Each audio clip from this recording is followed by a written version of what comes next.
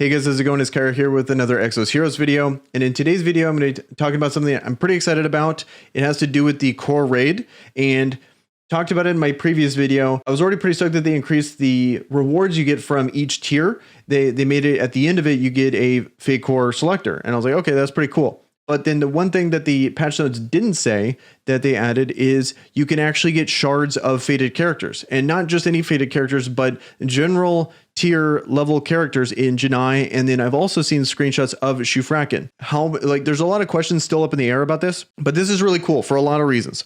Obviously, the first one being that this is the first time I've seen from a reasonable free-to-play perspective that you can actually obtain these characters, and not only fated characters that are this rare, because currently general level characters have been massively paywalled, either through rare in general, only available, like the only fake core versions of them have been available in strings, or through these monthly accumulation events through payments. Those accumulation events are about $300. Every time you would see one, it's roughly $300 for the accumulation, and then there would be one selector for these fated characters. Ever since patch 2.0, I've been noticing a trend that these fated selectors have been getting significantly easier to get, and then this is just another way on top of it that are making these characters a lot easier to get too, which I think is fantastic for when we get into Signature Force. Should be my next video. That I'm really glad that they're doing this, that they're making noticeable strides to make these characters easier to obtain, because they've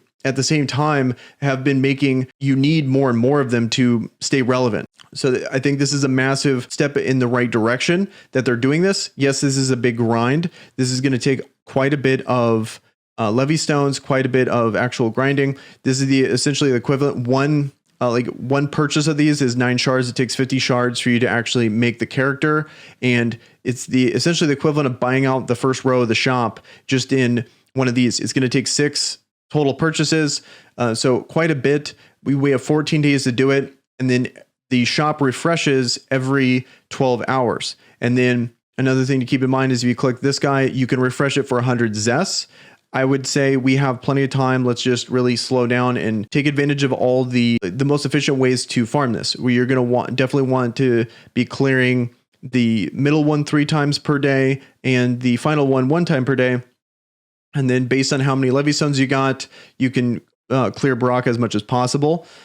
Normally, my only issue with this event is that it's just kind of tedious. Like once you beat it, literally you just put it on auto. Like I'm just trying to find my best auto team, and then I just want to set it and then come back to it in a few hours. I'm just going to set up a whole bunch of levy stones, run it even at the bottom amount. I have a ton of levy stones I just haven't been bothering to use. Sometimes I just get even too lazy to let it run on exploration because I'm just over it. And now this is a really good way this is going to be an amazing way. Like it went from like, oh, okay, if I really focus on this, I'm going to get a ton of XP books. I'm going to get a ton of polished materials. Now it's like I get a legitimate good fated character. Like I've never pulled Jinai. It's the one general that I don't have. Now this is a pretty reasonable way to do it. Even if I do have to spend Zest for it, I would like to think that if you're just really diligent on being on when the reset happens and checking for it every single day, twice per day, they give you a long time to check. Time zones, whatever, doesn't matter. You will be able to check between each purchase period. Like most of these games are like every 6 hours or every 4 hours. So it's cool that this one's every 12. So there's no excuse. You'll be able to check it twice per day, actually be able to buy it. Hopefully that these are not rare drops and like you can go multiple days without even seeing it. And then they're expecting you to pay Zest to refresh it. But I feel like a character like this, it's annoying that they didn't put this in the patch notes. I don't like that I'm discovering this now. But at the same time, a character like this, I would expect to pay Zest for. I'm more than happy to pay Zest to guarantee this version of the character. Like, people pull 20k Zest worth, and still never pull this character. I've pulled far more Zest than that and never pulled this one. And then for the expectation, if I have to, throw 1,000 Zest or 500 Zest in refreshes just to make sure I actually get Jinai, I think that's pretty cool. Especially Shufraken as well. That's another option as well. Another thing to keep in mind too is that them making these so accessible is going to be great for Signature Force, because Signature Force at first, I still think this for the most part, that this is just the requirements for this are crazy. To actually fulfill Signature Force, you got to have not only Jinai, but then the Transcended version of Jinai. Then you take the third Jinai you get, and then you crush that Jinai for the first one. And then it's going to take another Jinai for this one. So, and then this one takes 2 Jinais. So it's just, there's so many, it takes 6 total Jinais so 8 total Jinais, I should say, at the minimum to be able to fulfill Signature Force. I think that's fine. Even though this is obviously supposed to be a super late game thing, or you can rush through it through spending money. But even if you spend a ton of money, you might not even come close to this. Now that they're adding these accessible ways to get these not only just fated characters, but good fated characters for that qualify for the Signature Force, I think Signature Force is a better piece of content than I initially thought. I still think it, really favors people that are spending money, and it really puts you on a massive, especially in PvP, it gets pretty oppressive. If you have Signature Force and they don't, you're going in with not only with a massive advantage, but you're giving so many good characters a massive advantage, especially with the North Von Frostia one. I've been using that. Like, I have 8 good characters that all have it, and then they all do massively more damage than they normally do.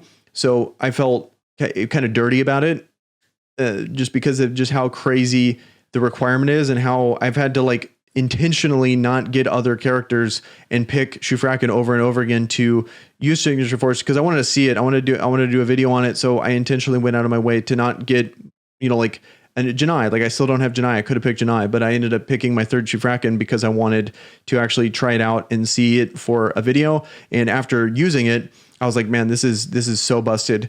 But seeing them at least putting an effort in making things more accessible. Yes, this is going to be a big grind. Still, it's a guaranteed Jinai. That's really cool. And then also in the Exos Pass, they made it to where it's $26, $20 roughly for the full pass. And at the end of the pass, you get another selector. So that's a pretty good deal with all the other stuff in the past too. And you get a fake core at 20. You get a fake core. You get a guaranteed fake core at 20, and then you get a selector at the end of it.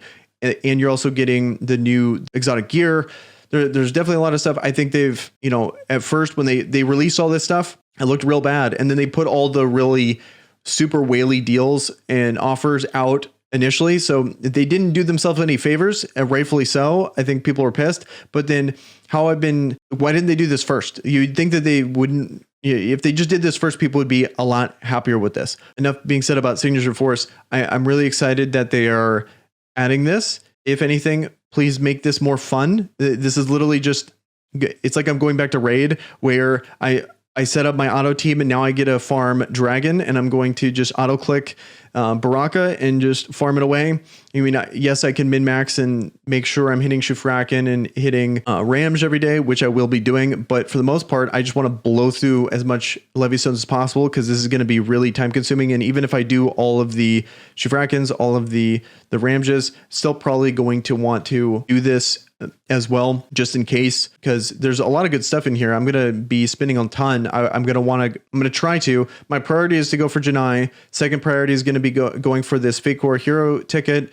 Usually you're probably going to get for the most part, a black Fake Core. So I'm more so prioritizing going for Jinai. I just really want to have the new character that's guaranteed, instead of, maybe fusing another Fake Core. So that's why my priority is here, even though you get a lot more value by spending those same tokens going for all of the raid products and then refreshing the store consistently, because we don't know how rare this is going to be. What if I even spend, we don't know how rare this is going to be. Let me back up a little bit and also say that you can refresh the store 3 times. I believe this is 3 times per day, and it's 100 zest per attempt. And then the store refreshes every 12 hours.